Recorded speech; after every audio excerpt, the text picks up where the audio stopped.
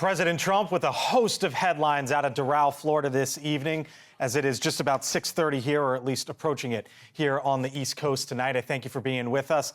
I'm Blake Burman. We heard the president talk there for about 35 minutes or so on Iran and the very latest. And among the headlines tonight, the questions of how much longer this war will continue, given the successes as it's been with the United States military. The president saying basically the Navy is gone for Iran. Its military apparatus is gone for that nation as well. The president says that this war will be ended, quote, very soon.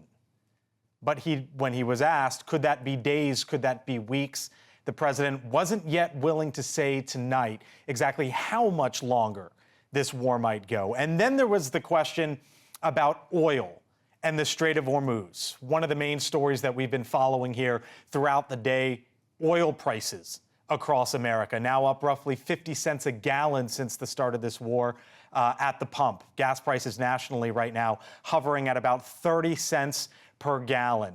And the president today talked about it in the last half hour or so, those oil prices and what he was sort of willing to accept and how much he was watching them. Here was President Trump on oil moments ago. I knew oil prices would go up if I did this, and they've gone up probably less than I thought they'd go up. But I don't think anybody thought we were going to be this quickly successful. This was a military success, the likes of which people haven't seen. Among the other big headlines today, the new leader there, the new supreme leader there in Iran, of course, the former Ayatollah Ali Khamenei, taken out, eliminated in the first day of this war. And now we learn that it is his son, his oldest son, who will be taking over that position. There were a lot of questions to the president, to the commander-in-chief, about whether or not the new supreme leader is now the target. He was asked specifically whether or not there is a target on Khamenei's back. He said, well, I don't want to say that. Former Ambassador John Bolton, former national security advisor in the first Trump administration, joins me now here tonight. Ambassador, thanks for being with us. There is a lot to get to this evening as you and I both just listened to the president here for the last 35 minutes. Let me start here. The president, and thank you for being with us, the president saying this will be ended soon, quote, very soon. What do you believe very soon is? Well, if you listen to all the other qualifications, I don't know what he's going to do. I guess there are several possibilities. One, maybe it will end very soon. Number two, what he's doing is market manipulation. He wants to get the price of oil down, and he wants to get the stock markets up. So when he first made that comment, or when that comment was first reported some hours ago, the markets reacted incredibly swiftly, as he would have liked. Do you think that's what this was about? I'm sorry, do you think that's what this was about today? Because as you pointed out, once the president made those comments in a separate interview, gas prices, or the crude oil futures prices, plunged. And so it begs the question how much longer this president wants to be in this war, given the military successes. Right. Well, I think everybody knows that he did nearly a 180 on his tariffs back in April of last year, when the bond market in particular started to go crazy. It's the conventional wisdom in Washington that he watches the market, and the markets were reacting in a way that was obviously very unfavorable to him. The one thing that he harps on time and time again is the price of gasoline at the pump, and the price of gasoline at the pump was going north at a fairly rapid rate. The third possibility, though, is that he's getting ready to walk away with this. He will declare total victory. He's essentially declared victory is at 99% right now, so it won't take much more to declare total victory. Regardless of what's happening in Iran, he'll declare it, and we'll let go at that point. So, in short, the choices are pretty much any choice you want. Speaking of choices, this stood out to me, which was early on in the press conference there with the president and reporters down in South Florida. After the president was talking about all of the military successes, saying we've made major strides to completing our military objective, described their capability missile-wise, Iran's, down to 10%. He then suggested that the U.S., if we want, could go further, potentially to Iran's electrical grid. Here's what the president said, and then we'll pick it up. We've left some of the most important targets for later in case we need to do it. If we hit them, it's going to take many years for them to be rebuilt, having to do with electricity production and many other things. So we're not looking to do that if we don't have to. But they're the kind of things that are very easy to hit, but very devastating if they are hit. We are waiting to see what happens before we hit them. We could take them all out in one day. How big of a possibility is that potentially? It seems like the president didn't want to go there just yet, but put it on the table. Right. Well, I think that's pretty clear that we could go after their infrastructure as the Russians are going after Ukraine's infrastructure. We could go after their oil infrastructure to make it impossible for them to export oil. So if the current government survives, it would have no source of revenue. There are plenty of targets we haven't hit yet. We and the Israelis have been going after leadership and targets in the Revolutionary Guard and other elements of the military, which I think is the right approach up until now. It really means, though, that the timing of the end here is totally Trump's. And there's nothing he said in this press conference today that gives me any certainty what that point is. The Ayatollah Khamenei's son, who is now been appointed as the new supreme leader. The president was asked about this a couple different ways. He was asked whether or not he should take him out and whether or not he has a target on his back. And both times, Ambassador, he said, well, I don't want to say that. What do you think he should do on that front? Well, I think, you know, in a lot of the questions in this press conference, he could have said no comment. That's what normal presidents do, and just end the speculation right there, not give people anything in addition to speculate about. Obviously, he said we've wiped out their leadership 1, 2, and 3 tiers down, which isn't true, but he said it. And the Ayatollah Khamenei, the son, Mojtaba, is obviously back at tier 1 of the leadership. So if he's trumpeting the destruction of much of the previous leadership, it sort of follows from that this leadership's got to go too. You think he ends up striking? You think he ends up taking him out, the son? Well, either the U.S. or Israel. This guy is not going to negotiate. He's not going to be Delcy Rodriguez, and as in Venezuela. And by the way, Venezuela is unlikely to work as Trump thinks. Besides that, certainly not going to happen in Iran. The Strait of Hormuz has obviously been a big focus and a big topic because 20% of the world's oil goes through the strait. And as we've seen over the last few days here, oil prices are up to basically, or gas prices at the pump for regular unleaded, basically at $3.50 nationwide on average. And the president over the weekend said, he said, quote, "These ships should go through the Strait of Hormuz and show some guts. There's nothing to be afraid of." And today in this press conference, he talked about how the U.S. Navy will need to escort tankers if needed. Should ships, from your view, be going through the Strait of Hormuz at this point, or are we not at that point yet to where they feel that they can be completely safe? Well, I don't think we can say that for now, that's for sure. I mean, let's be clear what we're talking about. We know that China has sold Iran anti-ship missiles in the past, and it was widely reported in the press just days before Trump ordered the strikes that China had signed another contract with Iran to deliver anti-ship missiles. So that's one threat. The other threat is mining in the Strait of Hormuz, which is very narrow in its key passageway. But just imagine a tanker sailing down the Persian Gulf, headed toward the strait, and it gets hit by 1 or 2 anti-ship missiles and explodes and sinks, burns and sinks right there in the middle of the Persian Gulf. Trump said that would... one more... Yeah, Trump said that would be the end of the country. Well, yeah, he said that would be the end of the country before he started this, too. I mean, the threat, the fact is that if you sank 1 or 2 tankers, if the Iranians did, nobody would move anything in the Strait of Hormuz for the foreseeable future. And since the president is variable in his definition of what success is here in strike number 1, actually I should say strike number 2. Remember the 12-day war where our participation was 1 day.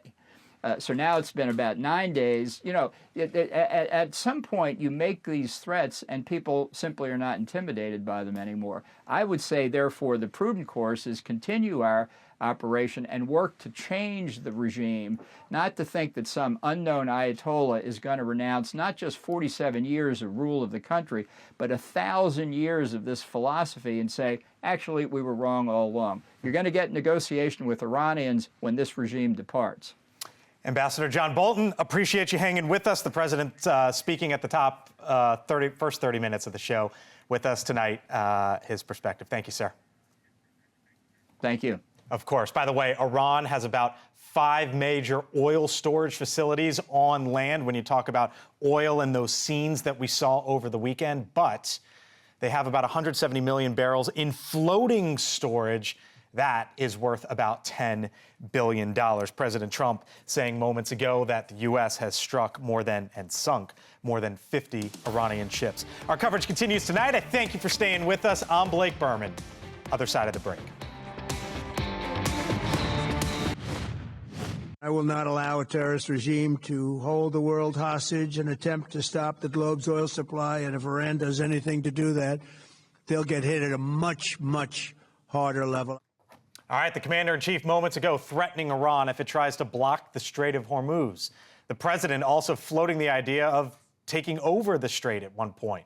That, of course, is the shipping thoroughfare off the coast of Iran that's been threatened during Operation Epic Fury, spiking oil prices as a result. Lower oil prices could reduce, crude oil prices, of course, could reduce prices Americans pay at the pump. But this has been the story across America as the average gas price now up to nearly $3.50 a gallon today, up sharply from $3 just a week ago. Bob McNally back with us. He is the founder and president, Rapid Energy Group, former energy advisor to President George W. Bush, knows this stuff inside and out. He's also the author of Crude Volatility. Bob, you were the guy I wanted to talk to today. Thanks for jumping back on with us tonight. It was a wild night into this morning. When I went to bed last night, I'm like, oh my gosh, crude oil prices are $120 a barrel. I wake up this morning, it's down to about $100. It got down to 82, now at 88. Bottom line was this thing was whipsawing all over the place, and it ends up making it back to the pump for you, me, and hundreds of millions of Americans. So what's the story tonight? Well, again, Blake, epic crude volatility, if you will. I haven't seen it before. Rarely in history have we seen these kind of moves. But, you know, today's sell-off was what we used to call back in the 1990s, verbal intervention, like using a central bank model or open mouth operations, right? The president caught speculators, long after a 30% move. And with that CBS interview, came out and said, look, I think the war is going to end soon. And that's what traders wanted to see. Because as we've discussed, the traders are starting to price in the collapse of a keystone assumption. Folks just couldn't understand a world where Hormuz would be closed for more than a few days. And that is what led to last night. It's like, oh my God, nothing's coming through Hormuz, and I don't know when it's going to start again. So that's an assumption. So yeah, President relieved everybody a little bit today. Yeah, so the average person at home just cares, Bob, about when they go and they fill up, whether it be tonight, tomorrow, later in the week, whenever. What's the price of gas going to be? It's basically, for regular unleaded, call it $3.50 right now, average across the country. Maybe it's $3.40 where you are, $3.55, but it's somewhere in there. Given everything that's happened, where does it go, let's say, in the next week and in the next month? Well, you're not going to invite me on anymore because I don't have good news. Okay. Gasoline that you and I pay for at the station follows crude oil with a 1-2 week lag. Right. Gasoline still has catching up to do. We're headed higher towards $4 a gallon. And if the president sort of said this may not end this week, and if his threat to plaster Iran, if they don't allow those ships to start, doesn't work, if we go through another week with no boats hardly going through Hormuz, get ready for $4 a gallon and higher, Blake. I wish I had better news for you, but that's just the way the oil market works. So you talk about the Strait of Hormuz, and I want to show our audience something here that this is the Strait, Bob. You know this, but this is where ships have not been passing. And if we roll the animation here, you can see that this is basically just a hole here, right? All right, so let's watch this for 5 seconds. You notice movement here, you notice movement down here, and you notice nothing in here. But Bob, there's been at least, as we know of, 10 ships that have all of a sudden said, we are Chinese ships or Chinese-operated ships. And the theory there is that maybe there's actually more going through here than we realize. Maybe they're turning a transponder off here and showing up here, or vice versa, turning it off there and showing up here. Is it possible that more ships are making their way through this area than is believed? Sure, certainly. And there's a number of ship trackers. You know, there's stuff commercially available now. You had to have a security clearance like I did in the White House to know. So we can watch this stuff. It's visible. And there Right. are brave captains that are making the transit. But look, we used to have 100+ transit a day. Maybe 4, maybe 5 are getting through now. Not all of those are going to have oil. They need food up in the Gulf. So yes, there's a trickle. But what the market needs to see, what Americans need to see, is footage of tankers streaming back and forth. And, you know, within that 21-mile strait right there, Blake, is a sort of an I-95. There's sort of 2-mile wide, let's call it lanes, right? And transshipment schemes, they call them. Think of it as like a highway with 2 lanes. The strait is shallow. It's even narrower than that the boats have to be in, and they're targetable. So, yes, we have a few getting through. But to go back to normal, to get prices going down, we need to see the trickle become a flood. So the president said, you know what, we'll use the new U.S. Navy if needed to escort them.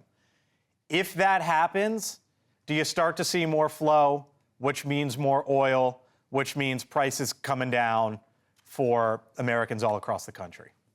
Well, I don't want to question the president's military judgment. However, you need to degrade Iran's attack capabilities before you even put the escorts in there. We're not going to see a Navy ship in there until we've eliminated the anti-ship cruise missiles, the fast attack craft, those nasty little submarines they have that can lay mines and shoot torpedoes that are actually quite dangerous. So I think the cart that has to go before the horse is destroy Iran's ability to threaten everybody's ships. Then it'll be safer to escort and get commercial ships going. So we've got to do that work and that degradation first. Bob McNally, I hope you come on back. I know you're a busy man, but we appreciate the expertise. Bob, thank you. By the way, on the topic of a temporary spike, consider this. When prices peaked above $5 a gallon back in 2022, the national average did fall eventually by $2 a gallon by the end of the year. We are in this moment right now, but just something to consider down the line if it gets to that point. All right, we continue to keep our eye on the Middle East tonight as the president just spoke for half an hour. Dubai, a live look there. Our Connell McShane in the Middle East as well. What he's seen as the commander-in-chief speaks when we return.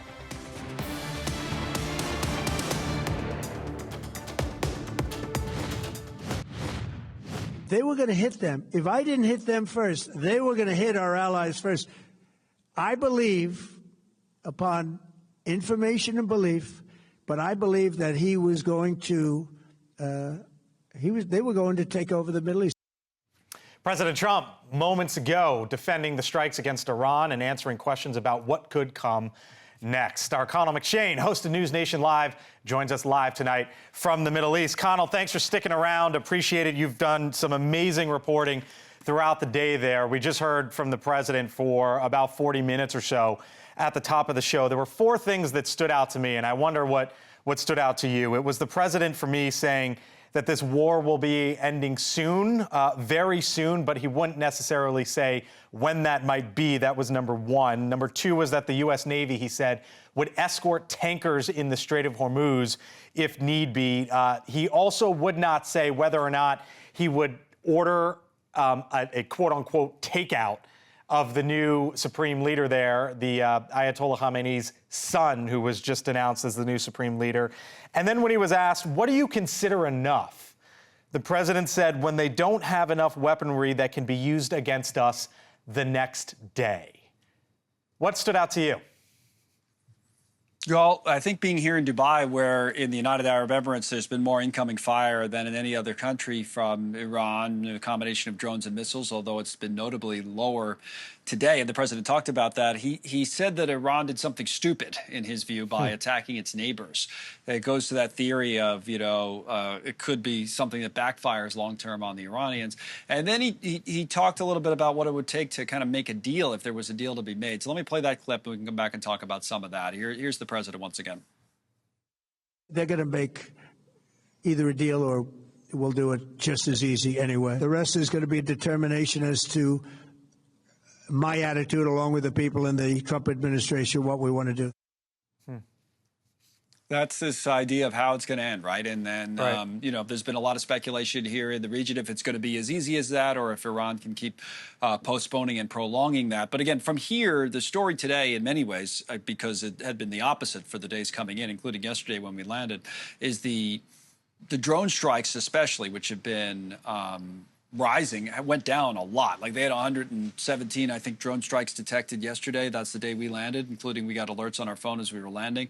And then today it was down to like 18. So, right. Knock on wood, you don't want to say it's the start of a trend, but it is an interesting statistic, no doubt. And that squares with what we've heard from Central Command and then the commander-in-chief as well, saying that basically Iran's drone launches are down something like 90% from day one until now. Oil and prices has been a huge story as we're starting to feel this back at home, and it was notable to me. All of a sudden, I was watching crude oil prices, and I sort of screamed out to my staff today, to our team. I said, "Did something just happen?" Because I watched it drop, and it turned out what hit the tape was President Trump basically saying the war could end soon. He did an interview today with CBS, and I had Ambassador John Bolton on the show earlier, sort of put the two together, and I wonder if you connect those dots as well. Well, I mean, I hosted our morning show with Markey this morning, and it was like that's when it was hitting like 120, almost got within 50 cents of that. And then I think the Europeans also getting involved maybe helped a little bit to bring it down, but it's just a really, really volatile situation. There were a million rumors in the market that were just in light trading, especially coming into a Monday morning from a Sunday night, I think driving things a little bit. But the Europeans, they didn't release oil from their strategic reserves, but they basically said they would if they had to. Like they were like, oh, we got this. And Emmanuel Macron made a comment suggesting that the Europeans might get involved in helping to escort ships through the Strait of Hormuz. So I think you combine that with the Trump kind of off-ramp type end earlier than expected comments, and then we're back, below 90 after being almost at 120. So I mean, I don't think I've ever seen a day like that in oil markets. That was some wacky stuff. Yep, wacky stuff. Certainly one way to put it. You'll be back in Dubai tomorrow for your reporting? Yeah, we'll be on again with Markey in the morning, and then we'll do our show from here in the afternoon. So we'll keep it. This has been a key place to be. It'd be interesting to see how things go throughout the week. Let's hope the trend of today continues. All right, Connell McShane, stay safe out there, my man. Appreciate it. Connell McShane with us tonight, live from the Middle East. Thanks, brother. All right, so before we leave tonight, a reminder of the human cost of war. The Department of War today identifying a 7th American soldier who died in the war with Iran. 26-year-old U.S. Army Sergeant Benjamin Pennington of Glendale, Kentucky, passed away Sunday following a March 1st Iranian attack in Saudi Arabia. Over the weekend, as you might know, President Trump attended a dignified transfer at Dover Air Force Base in Delaware, bringing home the other 6 service members killed in this war. He spoke about how hard it is to attend the ceremonies. The hardest thing to do is to go to Dover, because Dover is where, for the most part, a lot of the fallen, the warriors, the great young people that have died in war, they seem to mostly go to Dover. They come home to Dover. The Commander-in-Chief earlier today, and thank you for being with us tonight. I'm Blake Burman. Elizabeth Vargas takes it from here. Bye.